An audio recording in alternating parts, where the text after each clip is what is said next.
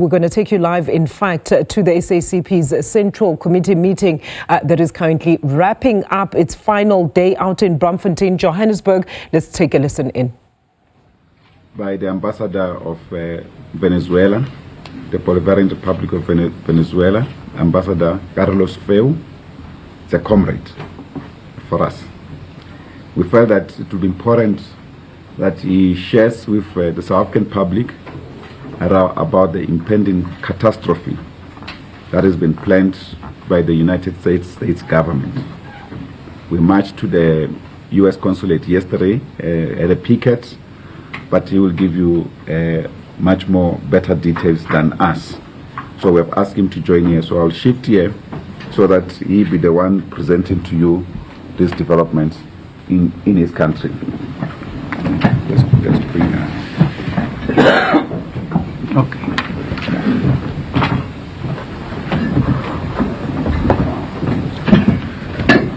Good. Thank you. Good afternoon. It is okay, you can hear. Thank you very much, Comrade Solly Mapaila, SG of the SACP.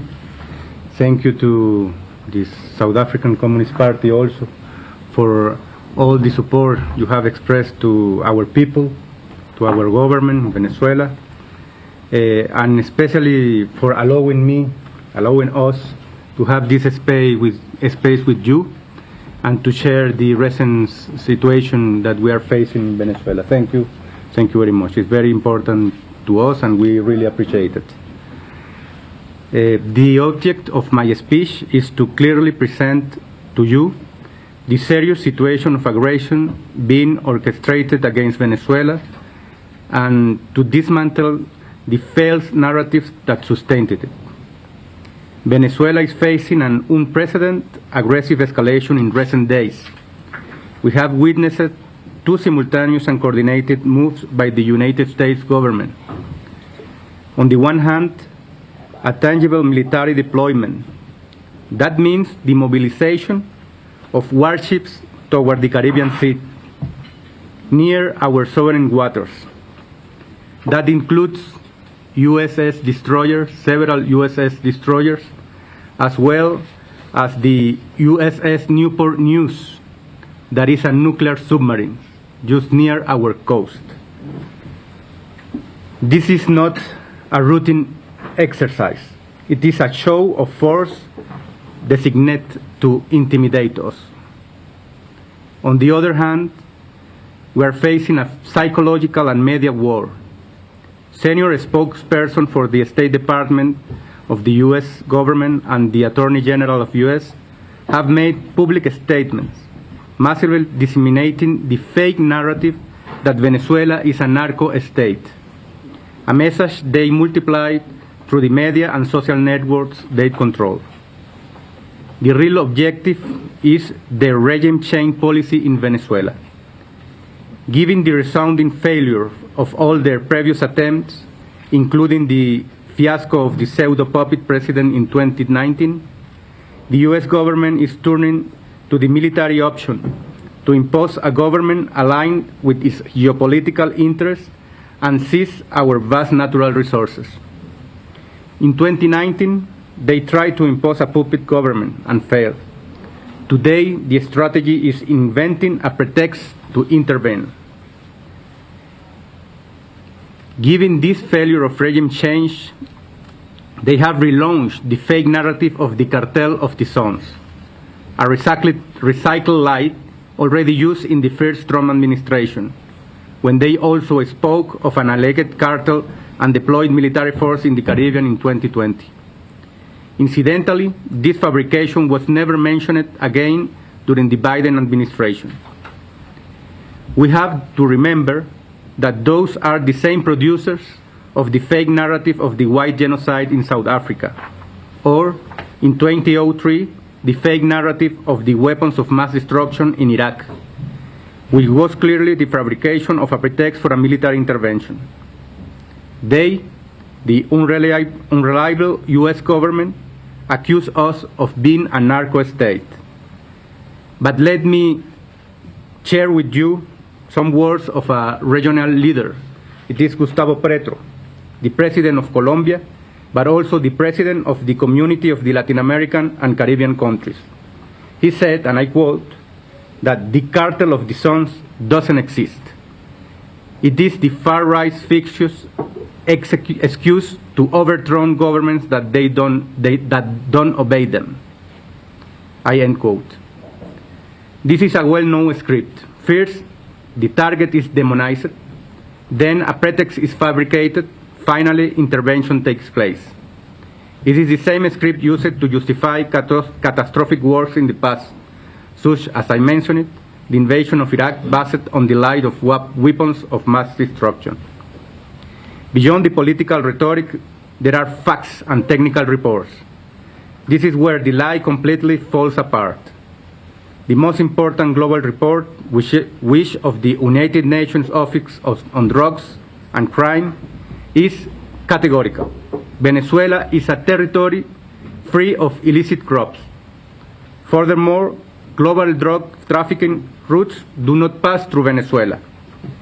87% of the route pass through the Pacific, and Venezuela does not border with Pacific Ocean. Only a minority of 5% tries unsuccessfully to use our territory. And I said unsuccessfully because our security forces act with efficiency and determination. In 2025 alone, we seized more than 52 tons of drugs, neutralized more than 400 aircraft used by drug traffickers, and dismantled money laundering networks. These are not statements. They are concrete operational figures. Our break with the DEA allowed us to free ourselves from an agency that, according to revelations, launders more money than it seizes. So this accusation of Venezuela as a narco-state is simply absurd. Even the DEA's own internal report for 2025 doesn't mention Venezuela. Of course, when this fake narrative was relaunched just a few weeks ago, they have to change their own statement to fit with their official narrative. We must be clear that this new and dangerous aggression of the US government against Venezuela constitutes yet another attempt to overthrow the revolutionary government so they can have what they care about the most. Is this the control over the world's largest oil reserves? As their blockade against Venezuela and as their more than 1,000 unilateral coercive measures hasn't succeeded to overthrow the revolution, they are taking this dangerous path. Today, Venezuela demands the immediate cessation of military deployment, including the USS Newport News nuclear submarine in the Caribbean. We demand the US government to stop this military threat against Venezuela and our region and call for the international solidarity. Let me finish with the words of Simón Bolívar, the great revolutionary man who led our liberation struggle more than 200 years ago, and which statement is still in force today, and I quote, "Fortunately, we have often seen a handful of free men defeat powerful empires." Thank you very much. Thank you, Comrade. Thank you, Ambassador.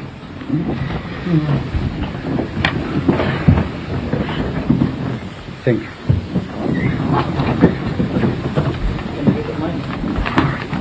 Micro. Here.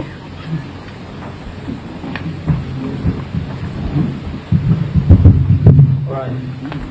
Thank you, Ambassador. Comrades, having introduced the national office bearers of the party, there is notable upsides of the national chairperson and the upsides of the second DGS, who have apologized to the Central Committee meeting for having responsibility to some family bereavements which they needed to take care of.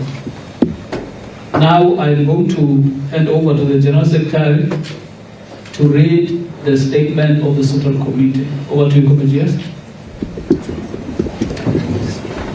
This is for our internal media. Don't close it. It's for our internal media, isn't it? Yes. Yes. Yeah. So, you see, you want us to rely on the external media. We need to rely on our own as well. Thank you very much once more, Comrade Venezuelan Ambassador. Thank you very much for your message. Comrades and colleagues, let's start by expressing our deepest sympathies and condolences to the family of and relatives, as well as friends and colleagues of the late Miss Sidi Maria, your own member of the fourth estate of your fraternity. The Central Committee statement reads as follows. The Central Committee of the SACP met from 29th to 30th August 2025 at Kosato House here in Johannesburg. The plenary session is our highest decision-making body in between the party's national congresses, and it received and discussed comprehensive reports from the Political Bureau and the Secretariat, including a political report presented by the General Secretary. The reports provided an in-depth analysis of the domestic and global situation, exposing the deepening crisis of the capitalist system and its devastating consequences for the working class. In particular, most of the burden of the capitalist system and neoliberal policy failures falls above all on the unemployed, workers trapped in low-wage exploitative relations of capital, as well as the poor in general. The Central Committee reaffirmed the historic mission of the SACP to build itself as an act as the vanguard of the working class in the struggle for a socialist future, including by defending, advancing and deepening the National Democratic Revolution, which is a program to transform our society. The outcomes of the Central Committee plenary session will guide the SACP in building working class power in all sides of struggle, consolidating socialist alternatives, and confronting both domestic and global centers of capitalist domination and exploitation of the working class. On the National Democratic Revolution and socialism, South Africa faces deep economic and social crisis, especially for the working class. This cannot be explained solely as a legacy of colonialism and apartheid, nor as the result of poor governance alone. They are systemic, rooted in capitalism, a mode of production built on class inequality, private ownership of the means of production, and the relentless appropriation of socially produced wealth by the majority, which is appropriated by the minority. The wealth accumulated by the tiny minority of the capitalist class is not the fruit of its labor. It is created collectively by workers, who form the overwhelming majority and often the sole producers of value. As Karl Marx observed, the accumulation of wealth at one pole comes with the misery, toil and oppression at the other end, borne by the class that produces its own product in the form of capital. The Central Committee reaffirmed the SACP's program to intensify the struggle against class inequality in all its forms, including race, gender and spatial disparities. We continue to defend, advance and deepen the National Democratic Revolution as the most direct route to socialism. In this regard, the Central Committee rejected attempts by certain leaders within our broad movement to divorce the National Democratic Revolution from socialism or to privatize the NDR for the ANC. Historically, the National Democratic Revolution was first theorized and elaborated by the Communist Party in response to South Africa's conditions, drawing from the World Communist Movement, including the Communist International and the World Meeting of Communist and Workers' Parties. For example, the SACP was the first in the 1920s to adopt the transformation of South Africa into a democratic republic under majority rule with equal rights for all races as a strategic objective of the nation's liberation struggle. It was in advancing this objective that the SACP was the first to conceptualize and theorize the National Democratic Revolution, notably in 1962 through its program, the South African Road to Freedom.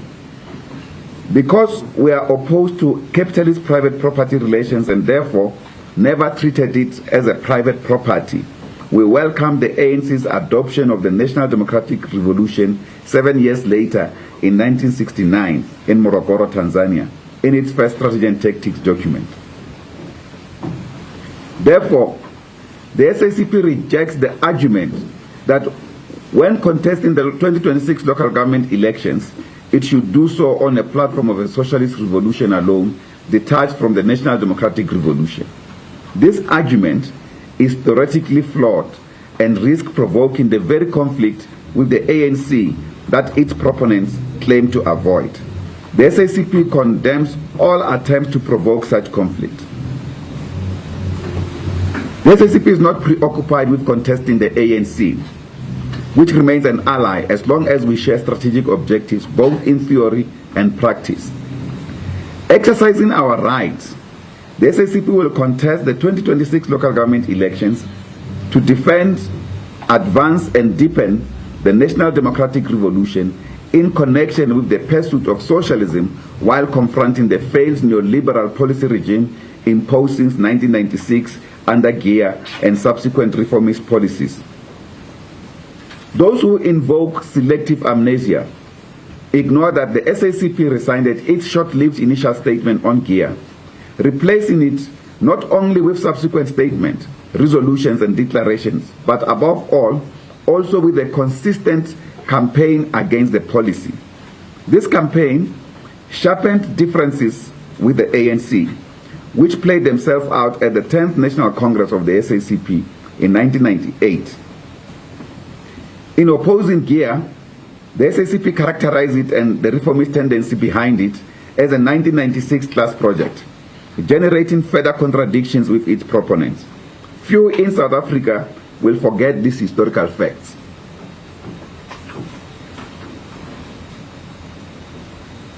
Our 2026 electoral strategy will be aimed at addressing the crisis of working class representation. This crisis has deepened due to the absence of campaigns linking the National Democratic Revolution with socialism in electoral contest. Coalition arrangements without the SACP or alliance consultation and the failure to reconfigure the alliance have effectively compounded the crisis of working class representation. And contrary to claims of opportunism, the call for alliance reconfiguration is rooted in revolutionary principles, democratic consensus-seeking consultations on major policy questions, joint leadership of the National Democratic Revolution as a shared strategy, alliance inclusivity, and collective accountability. The SACP reconfiguration principles agreed with the rest of the alliance in 2019 alliance document were intended to achieve the goals of the Freedom Charter, including economic clauses, as the basic program of the National Democratic Revolution. Implementation has been blocked by internal challenges in one alliance partner, which subsequently could not honor both the letter and spirit of the Common Alliance Reconfiguration document. While fully upholding its independence and National Congress resolutions, the SACP remained committed to engaging with the ANC in particular. The Central Committee also wished COSATU every success in its forthcoming Central Committee meeting in the next few weeks. On the ever-rising electricity tariffs, the Central Committee said, while it may appear to be merely a correction of a technical error after the National Energy Regulator announced mistakes in the electricity price determination issued in January, the out-of-court settlement between ESCOM and the National Energy Regulator of South Africa, NERSA, announced on Tuesday, 25 August 2025, to raise tariffs for 2026-2027 and 2027-2028 by 8.8% each year, from 5.4 and 6.2%, represent yet another devastating blow to working class and poor families who are struggling under the cost of living crisis. This is deeply concerning. The SACP therefore calls on the government to adopt policy measures that make electricity more affordable for working class and poor families and support industrialization as a driver of employment. we will consult with other working class organizations to explore the way forward against the high electricity tariff regime. On the 70 years of the Freedom Charter, and 31 years since our 1994 democratic breakthrough, this year marks 31 years since the 1994 democratic breakthrough. That breakthrough, won through heroic sacrifices, was not the end of struggle, but an opening for deep transformation towards complete economic and social emancipation, while defending our hard-won democratic sovereignty and national independence. While we won democratic rights and delivered social advances that benefited our people, and millions in particular, negative forces and trends have grown and now actively undermine this progress. The working class still has not realized substantive equality and freedom from the system of economic exploitation and its negative results. Claims that the Freedom Charter's goals have been achieved or that substantial progress has been made on all of them are not true. Land, for instance, remains in the hands of a tiny capitalist minority dominated by commercial farmers, mining houses, estate developers, game farms, as well as tourism property, reflecting the continuing legacy of racial capitalist ownership anchored in white bourgeois domination.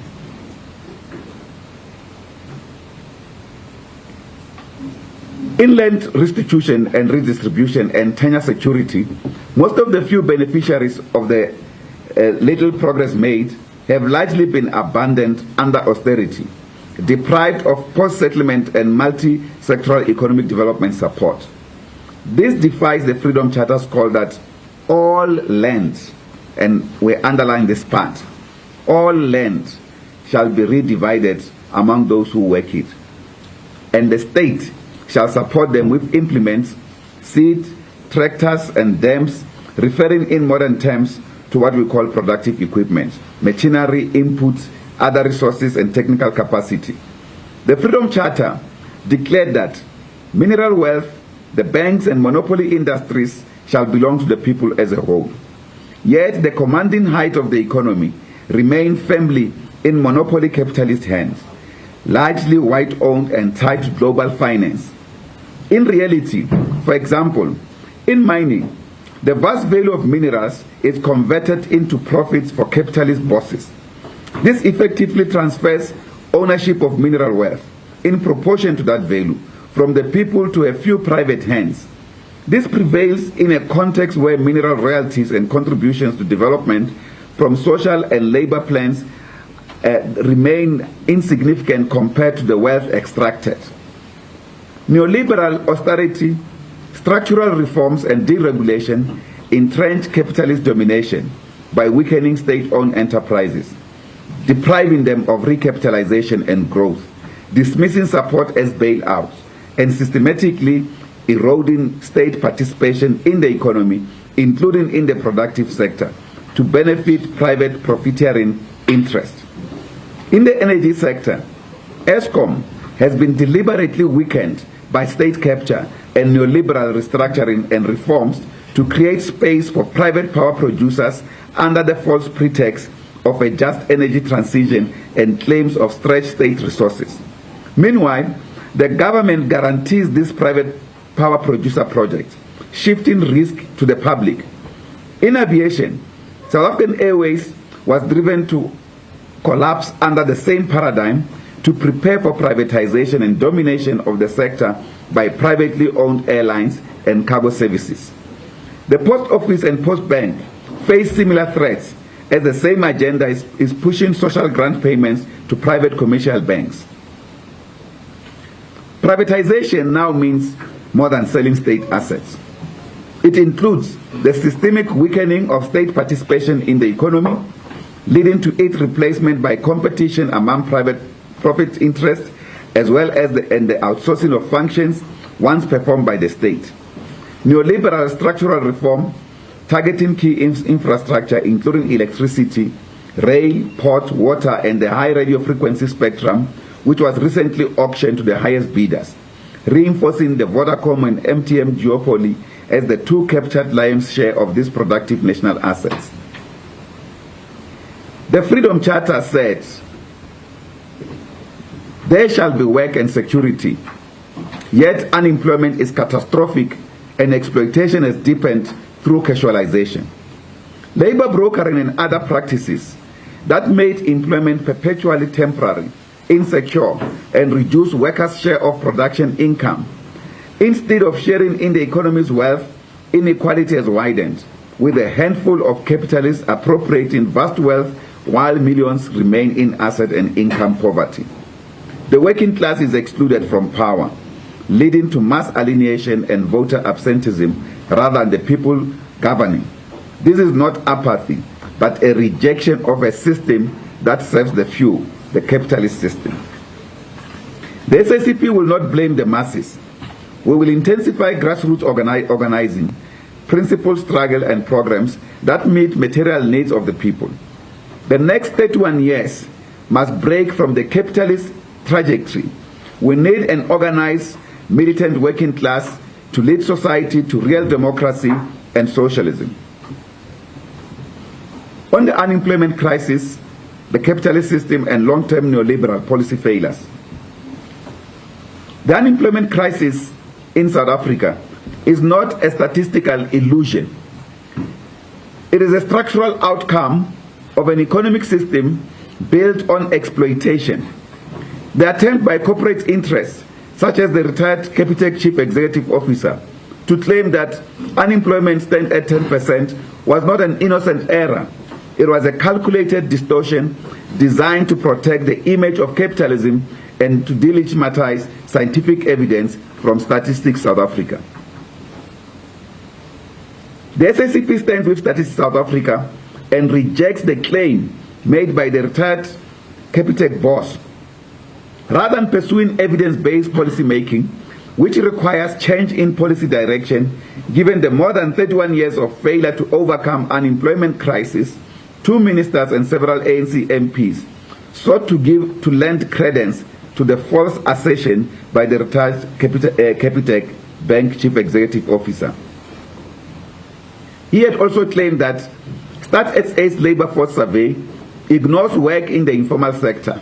This claim is entirely incorrect. The quarterly labor force survey not only accounts for informal sector work, but also includes work in private households and highlights the so-called non-market activities, such as collecting dung, for instance. That's how far it goes. The SACP, therefore, denounces both the false claim and the support it received from these public office bearers and MPs, which undermines evidence-based approaches to policy making. We cannot make policy on the basis of interests of the leadership. Evidence is important. The latest quarterly labor force survey found that over 8.3 million people who seek work are unemployed, including discouraged work seekers. Including discouraged work seekers, this rises to 12.6 million. This is the expanded definition. The unemployment crisis is not an accident of history. It is the product of the colonially imposed capitalist system, its reinforcement and associated intensification of racialized and gendered super exploitation under apartheid, its endemic crisis and its neoliberal restructuring and policies. Even by the narrow official definition that excludes discouraged work seekers, unemployment has exceeded 20% since the neoliberal year in 1996 and has never fallen below this level. Instead, it has worsened over time. Large-scale industrial work was destroyed through deindustrialization. Productive sectors were gutted by cheap imports, and public investment in the productive sector and state-owned enterprises was slashed under austerity, that is, budget cuts by the state or the government. Increasingly, finance capital benefiting from liberalization and deregulation shifted into speculation and offshore investment as part of financialization. The SACP rejects the false narrative that wages and labor protections cause unemployment. The real driver is a system that generates unemployment and uses it to suppress wages and maximize profits. Breaking this trajectory requires a radical programs for structural transformation, large-scale industrialization, public ownership of strategic sectors, and a universal social security system. We therefore call on the working class and all progressive formations in society, including the trade unions, civic movement, youth, student and women's organization, progressive faith-based and cultural bodies, and traditional leaders to unite in action. The SACP will meet with other left forces in September 2025, kicking off preparations for the Conference of the Left. The struggle against unemployment is inseparable from the fight for defending, advancing, and deepening the national democratic revolution and intensifying the struggle for socialism, wherein we will end all forms of exploitation. On monetary policy change to make it an instrument for people's development. The South African Reserve Bank's current stance is a textbook example of neoliberal orthodoxy. By prioritizing the narrow policy of inflation targeting over employment and development, it entrenches structural unemployment and underdevelopment. The recent announcement of a 3% inflation target represents an even more conservative policy shift, moving from the upper figures of the 3 to 6% range, which was, however, already problematic due to its limited flexibility against the background of failure to achieve constitutional mandate of sustainable and balanced growth throughout the entire democratic dispensation. While the Reserve Bank did not specify how it will achieve its more conservative targets, history shows that it will increase interest rates. Since its opposition to GEAR, the SACP has consistently opposed a monetary policy regime of high interest rates and further increases, particularly at a time when the economy requires developmental monetary policy support to resolve the crisis of unemployment, poverty, and inequality. High interest rates save finance capital while strangling productive investment, destroying and suppressing the establishment and growth of cooperatives and small enterprises, and pushing working class households into deeper debt. The SACP calls for a developmental monetary policy with an explicit mandate to support industrialization, structural transformation, and maximum employment. On the People's Red Caravan, which we call a timely intervention for South Africa, the SACP salutes the People's Red Caravan, a living expression of the development of people's power, fresh grassroots organization, and community self-reliance in our villages and townships. From Motlabe in the Northwest Province to Matibidi in Mpumalanga, the People's Red Caravan is building alternatives, including communal and household food production and community-owned cooperatives, enabling our people to feed themselves and break free from capitalist exploitation and control. Under the People's Red Caravan,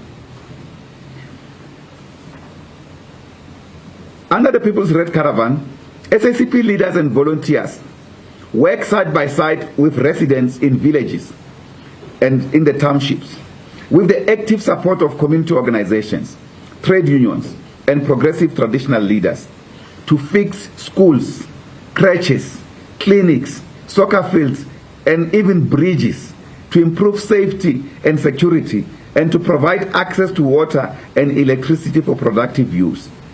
Where the People's Red Caravan goes, communities embrace 7 days of activation, collective work, and solidarity, showing that our people do not need tenderpreneurs or profiteers to build their future.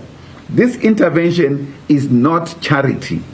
It is a weapon of struggle and an organized response to capitalist exploitation and the crisis it has created of poverty and land dispossession. The SACP will expand this into a mass program of rural and township development and transformation, advancing the road to socialism through building people's power with the working class as the majority in action. It is in this regard that we call on specialists in occupational trades and professions in various fields, or professionals in various fields, including but not limited to artisans, technicians, engineers, architects, and special development planners, to join the People's Red Caravan and contribute their expertise and experience.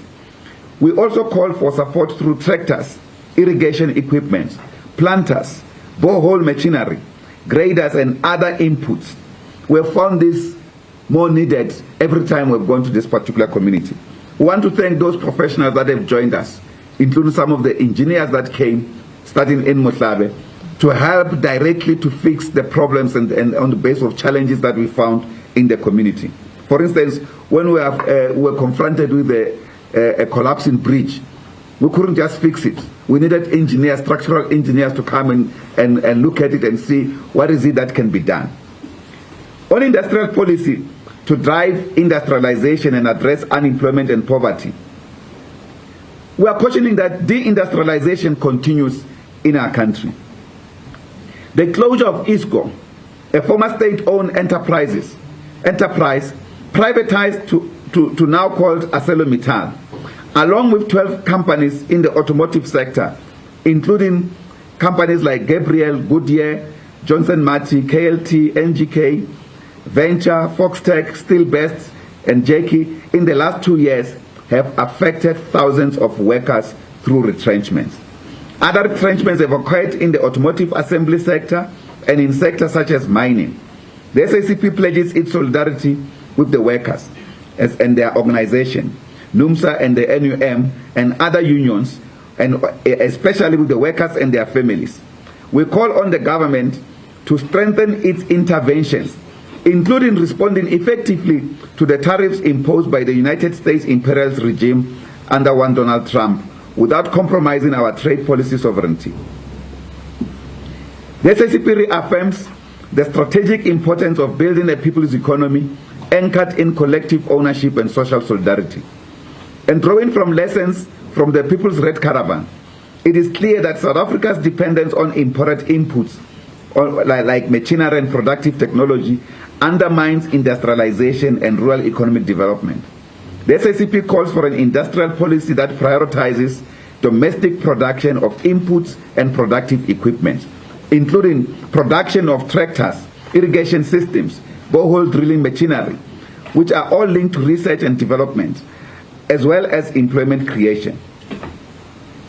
We are therefore advancing the establishment of a cooperative banking system to break also the grip of capitalist finance and ensure that people's savings serve development rather than private profits. Cooperatives supported by the SACP are not just pseudo-structures used to bypass labor rights, but are genuine worker-owned institutions. It is in this regard that we want to announce that we launched officially for the first time in Matibidi village in Mpumalanga, the first people's store. We have entered the retail sector on behalf of the people. The people themselves leading this. We're just facilitators. We don't own anything. The mass is there. They own their own stores. Of course, this kind of intervention do not receive big news, but it's an important intervention. Now the people can own their own shops, community-based shops. We are therefore advancing to fight against the banking system that denies our people resources and savings in this regard. On the fight against corruption and crime, including on gender-based violence, we want to start by indicating our strong support to the resilience of South African women as we end the month of August, in which heroic women of our country have taken the apartheid government by its craft and fought to free themselves. But women of our country are still oppressed by the system of patriarchy, a system of unequal power relations between men and women. We pay tribute to their resilience, and we are with them in the continuing struggles going forward. Our women are largely affected by gender-based violence and femicide. In this context, the fight against crime and corruption in South Africa is very urgent. Crime and corruption have reached crisis levels. Organized criminal networks dominate large sections of our nation, operating with the impunity, sometimes with complicity of corrupt elements within the state. While we reject his claims that workers' wage demands cause unemployment, we fully support a judicial commission of inquiry into the allegations made by KwaZulu-Natal Provincial Police Commissioner, Lieutenant General Nhlanhla Mkhwanazi, a brave warrior of our country. This inquiry must not serve as a smokescreen, but must lead to a systemic overhaul and strengthening of law enforcement authorities. It is unacceptable for public office bearers to interfere in operational matters, including investigations. The SACP therefore welcomes the decision by the National Police Commissioner, General Fani Masemola, who announced at the 27th Interpol African Regional Conference on Thursday, 28 August 2025, to return 121 case dockets previously removed from the KwaZulu-Natal Political Killings Investigation Task Team. We are aware that this matter is subject to the processes in the Madlanga Commission, and want to wish them well, and want to also wish expediency in this regard. We have long called for this investigation, by the way, as the SACP, and were ignored. But other urgent measures are also required. The police and criminal justice system must be fully resourced and transformed to serve the people as a whole. Forensic audits are needed to expose and root out captured elements, while austerity policies that cripple law enforcement must end. All office bearers, officials, and officers in law enforcement must be held stringently accountable for failures and corruption. Gender-based violence remains a national emergency as well. Between January and March 2025, nearly 1,000 women were murdered and over 9,000 rapes reported. This is a war on women rooted in patriarchy and reinforced by capitalist exploitation. The crime epidemic is equally inseparable from the neoliberal assault on public institutions, which has weakened state capacity and left communities without safety or security, in direct contradiction to the Freedom Charter. Neoliberal restructuring and austerity force even working class households who can to divert resources for private security. In many instances, gangs and mafia networks assert control through so-called protection fees, amongst others. Mafias, extortion rackets, and illegal mining syndicates terrorize working class communities, particularly in areas with minerals or abandoned mines, while law enforcement remains paralyzed. In the economy generally, the burden of crime increases overheads, leaving South Africa's disadvantage compared to countries with stronger law enforcement and lower crimes. The SACP calls for mass mobilization to end this scourge and calls for a state response that is immediate, effective, and uncompromising. Further, we call for peace in the transport industry and for the government to regulate both the e-hailing and traditional taxi industries. On privatization offensive and the sale of the state assets. In fact, it's a sellout of the state. The Central Committee condemned the stealth privatization agenda pursued by the government of national unity. The decision to abandon the Post Bank as the payment channel for social grants, the handover of sections of Transnet rail operations to private interest, and the reforms for private sector involvement in water supply represent an assault on public ownership and democratic control. Now, there's a huge move for commodification of water. You're no longer going to have water quite soon if you do not have money to buy it. This is unacceptable. Furthermore, the recent World Bank loan of $1.5 billion following two earlier loans will deepen dependency and accelerate privatization under the guise of development policy. These measures are an attack on sovereignty and a betrayal of the working class. They must be defeated through mass mobilization and political struggles.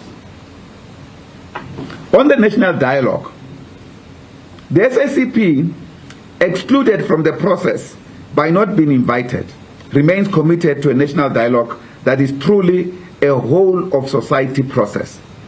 In its current form, the process falls short. Its outcomes must address the crisis of high unemployment, poverty, inequality, crime, gender-based violence and femicide, and spatial development disparities.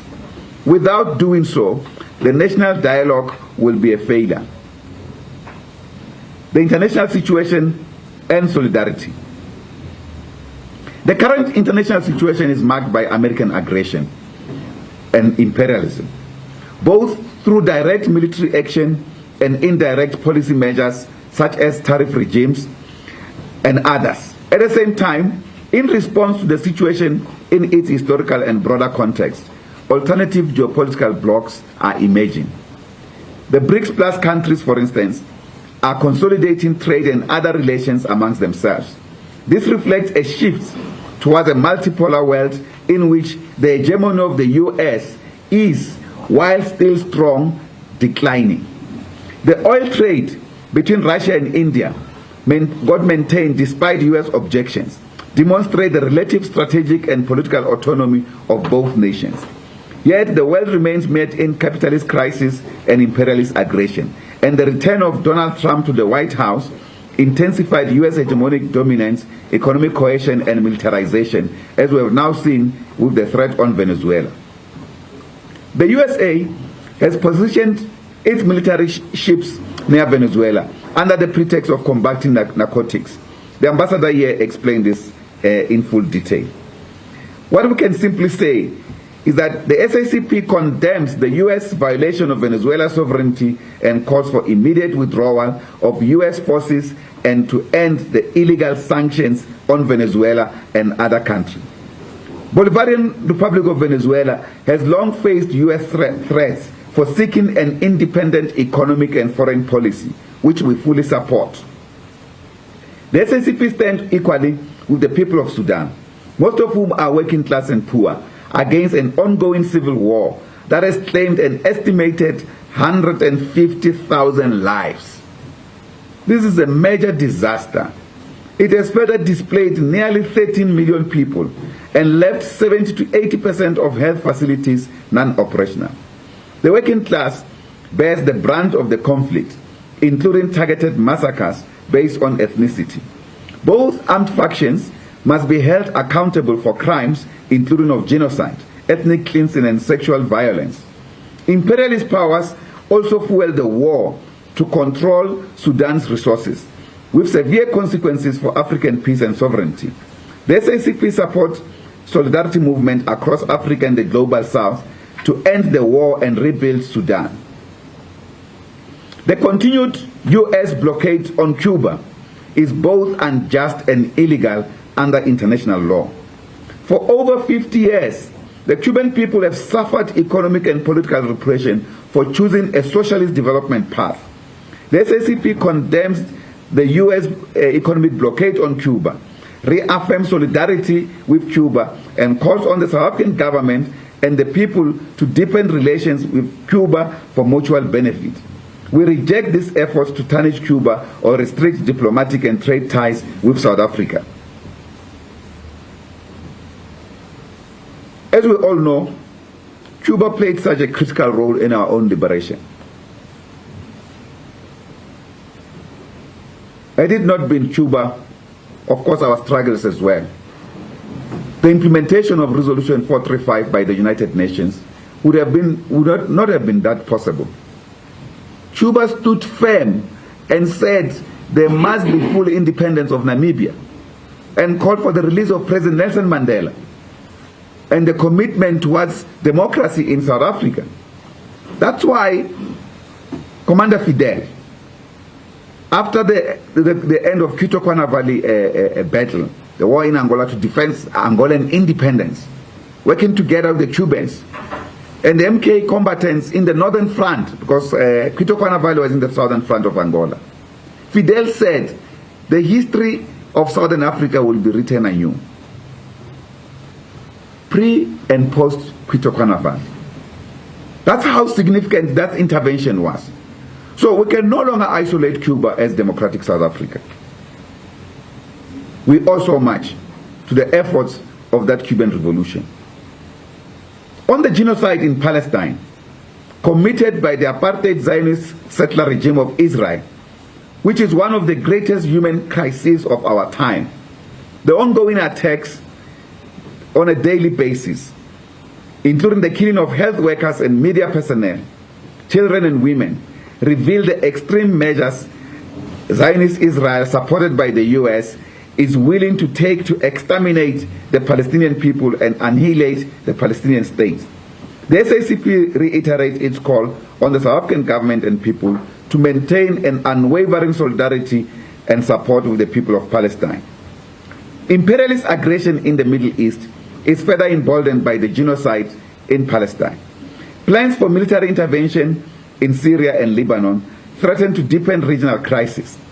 By the USA, the SACP rejects this action and stands in solidarity with both the people of Syria as well as the people of Lebanon in their defense of national self-determination, without interference by both the Zionist Israel as well as the imperialist America.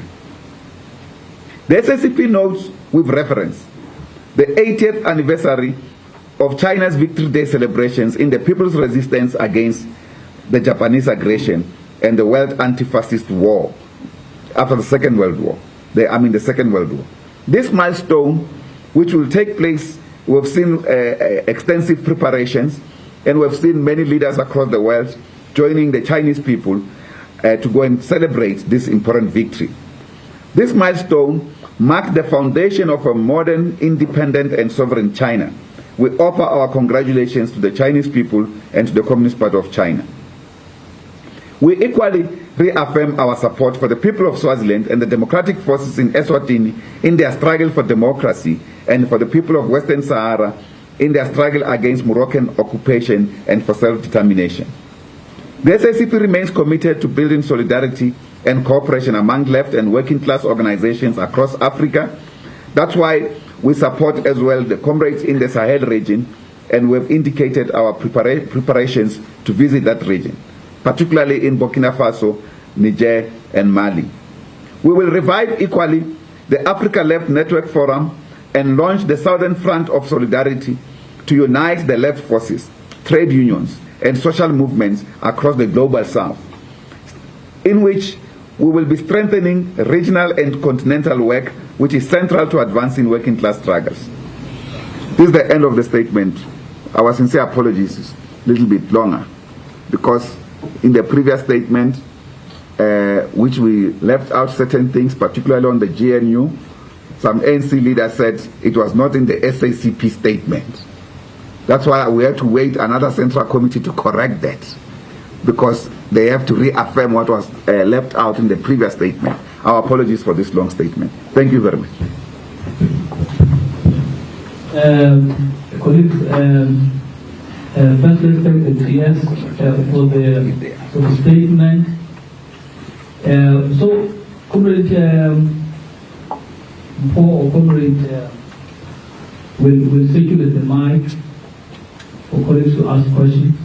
Because I'm not really familiar, so you will have to introduce yourself and the house you work for, and then you can ask your question. Hopefully we can work together. The first, all right, there's the mic. So I'm going to take hands on that. I'll start with you, sir. And you, sir. I will take Sangelo, who is known by name. For now, let's take you. You can give the mic to the gentleman this side.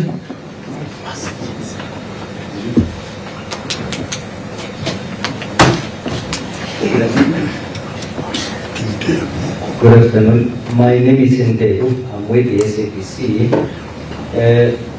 General Secretary, when the meeting started, you spoke about, in fact, there was a mention of a discussion on the dual membership. Have you addressed that matter when it comes to the dual membership, those belonging to the SACP and the ANC? And of course, again, still on the SACP contesting elections. At some point, the ANC said it wanted to meet or to have a bilateral with the SACP. Has that happened? And maybe 30 years, my parting short. Seemingly, the SACP and the ANC are like talking past each other. As the Secretariat or as the SACP leadership, are you worried that this SACP leadership collective is seemingly presiding or wants to preside over the breakup of the alliance? And so I think those questions will be extended even to your alliance partner, the ANC. Are you saying you can't see each other or you can't see eye to eye with each other? And if the alliance is to break up because of the SACP's decision to contest elections, so be it. Thanks for that. Thank you. My name is Mulu from ENCA. But before maybe I proceed, I want to check if it's advisable to exhaust all my questions here, or whether we will have an opportunity for a one-on-one with the General Secretary after this. If not, I will exhaust all my questions. Okay. I think that you can exhaust your questions now. I'm not sure. I doubt that GS is available unless you can. No, if it's here, if we here before you leave, it's okay. Oh, okay. Then you can. So I think we will rather continue afterwards. I will limit my questions. I mean, what's wrong with Mr. Mbeki saying that contest as a socialist movement? Because that's how you define yourself anyway. And maybe tell us about your audited membership. I know that you often pride yourself as an organization that prioritizes quality instead of quantity. And I know that political parties don't win elections purely on the basis of their membership, but certainly that also means that you have votes that are guaranteed if you have a certain sizable number of members. Also, please simplify this concept of reconfigured alliance, because you've been demanding that the alliance be reconfigured. What are the non-negotiables as far as you are concerned?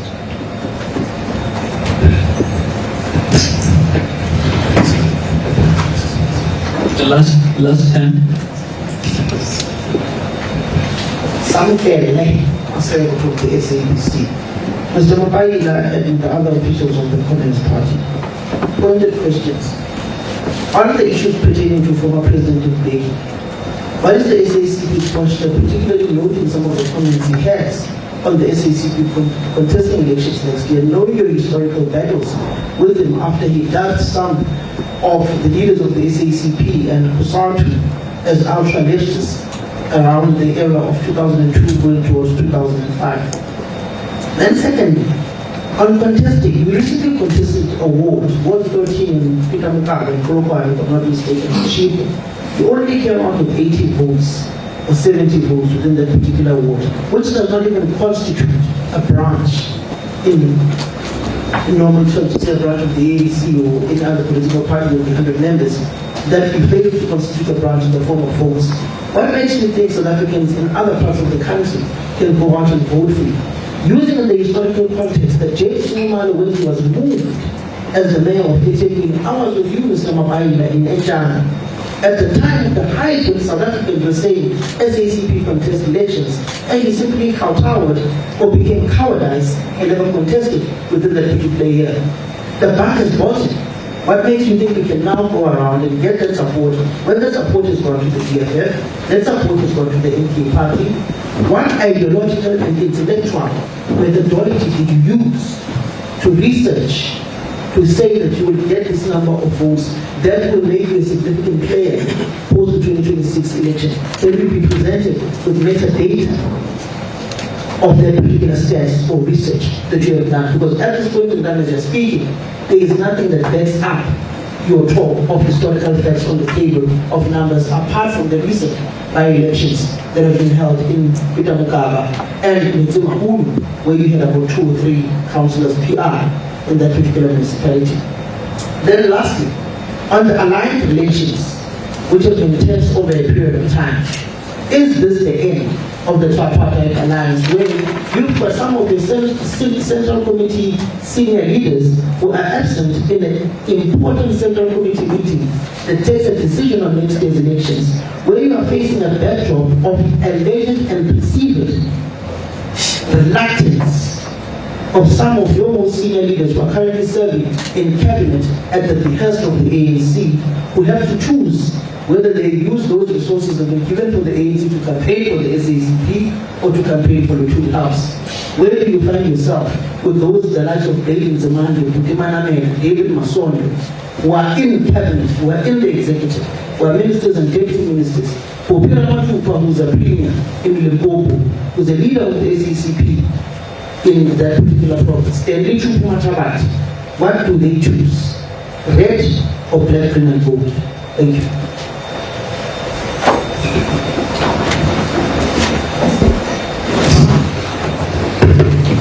Yeah, you can switch off that mic.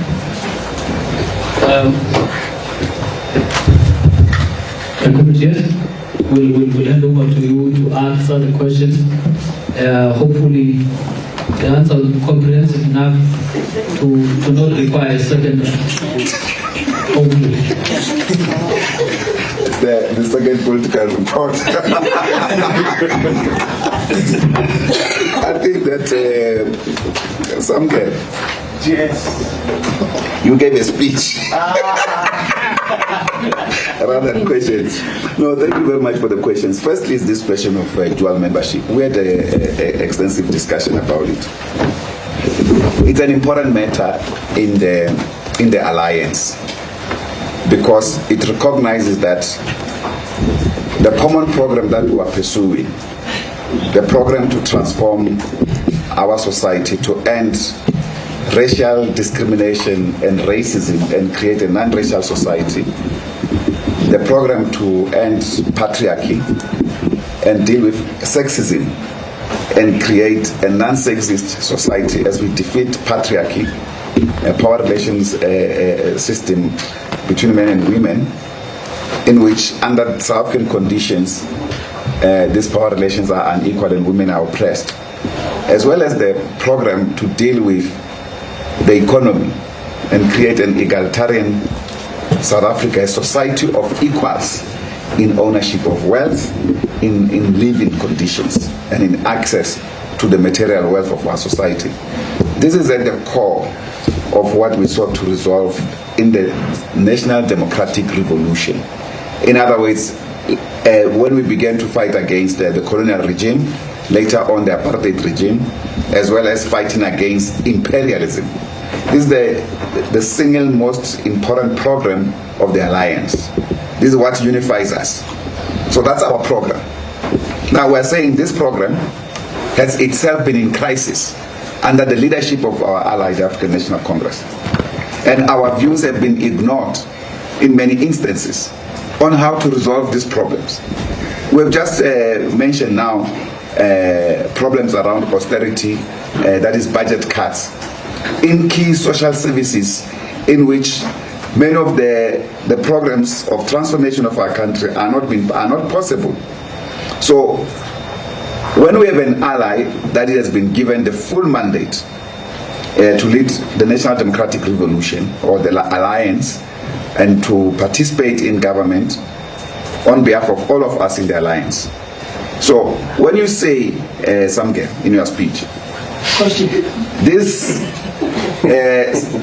Central Committee members or party members that were mentioned, you are not saying that they are ANC members in their own right.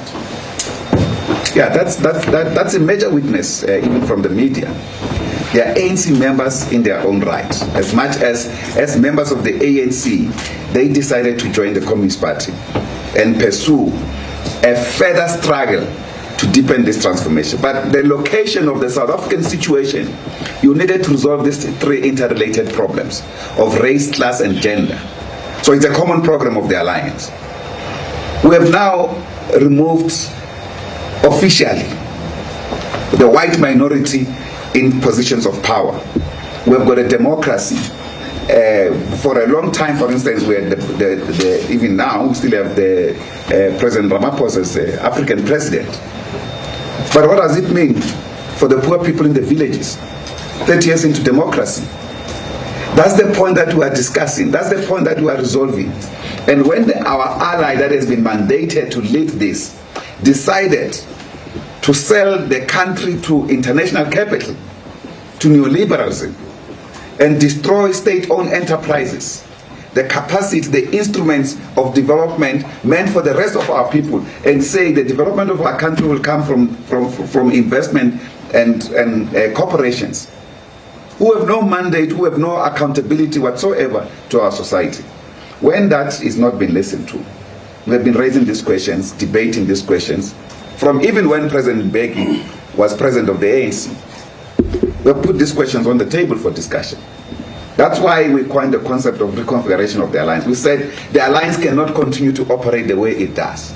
So reconfiguration is just to change the way in which the alliance works, where there could be unilateralism, for instance, on the part of the ANC, without talking to the alliance, or not just informing, discussing with the alliance what to do. Not micromanagement, but on strategic questions that we need all of us to be involved and sort them out. So neoliberalism, when it was imposed on us, there was no discussion about it. We took away gear, RDP, and placed gear on the table as an economic policy. No discussion. So that's why we started saying, no, this matter requires discussions inside the alliance, and we realized that the alliance component were treated as junior partners, and it shouldn't be like that. We reject to be treated as a junior partner. And those who think that they're junior partners, when they are belonging to the Communist Party, they are in the wrong party. We're not a junior partner in the alliance. We have given ourselves fully to the liberation of this country.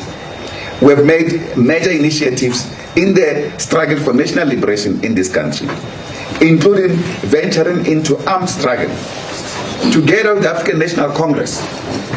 And we have accepted the leadership of the African National Congress in this regard.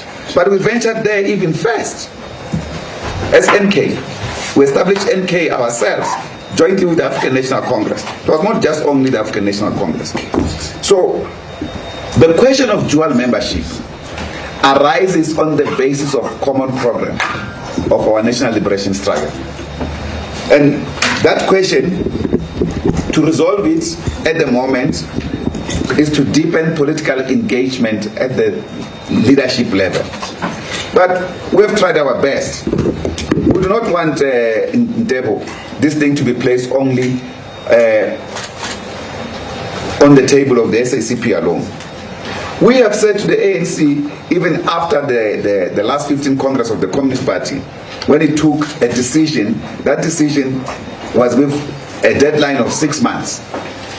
The 15th Congress decision of the SACP says, and you in the media, because some of you were there, you need to explain this thing as well, so that you don't bring confusion, but you bring clarity to the real issues.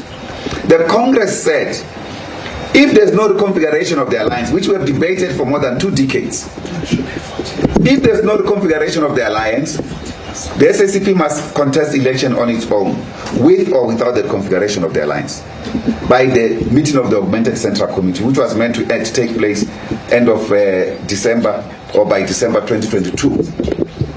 So in other words, we have had a decision to contest elections with or without the configuration of the alliance. Now there's no reconfiguration of the alliance. All right, we're going to come out of those live proceedings from Braamfontein. There's the SACP wraps up its Central Committee meeting, where key issues were, of course, deliberated upon, especially on the party's decision to contest the 2026 local government elections. Now, quite a contentious gathering. They are seeing that Gwede Mantashe reportedly also being banned from attending, and, of course, citing a strong reaction from the ANC's SG Fikile Mbalula. And that was, of course, the final media briefing briefing there on the outcomes of the 3-day-long meeting. The party has reiterated its stance to defend the working class, consolidate social constrictions, while also ensuring equality and transparency in government. As party SG Solly Mapaila has emphasized that the current class inequality has adverse as well as ripple effects, especially on the working class and, more importantly, on the poor. He also reiterated their support for the Madlanga Commission of Inquiry, fully supporting General Fani Masimula's decision to return the over 121 delegates to the PKTT, that is, of course, the Political Killings Task Team, stating that they have long been calling for accountability as well as stringent measures in order to deal with criminality. Those were just some key points that I put together for you from that particular briefing. You can continue watching the rest of it on the SABC News YouTube channel. Let's now take a quick break. I'm back with more news shortly.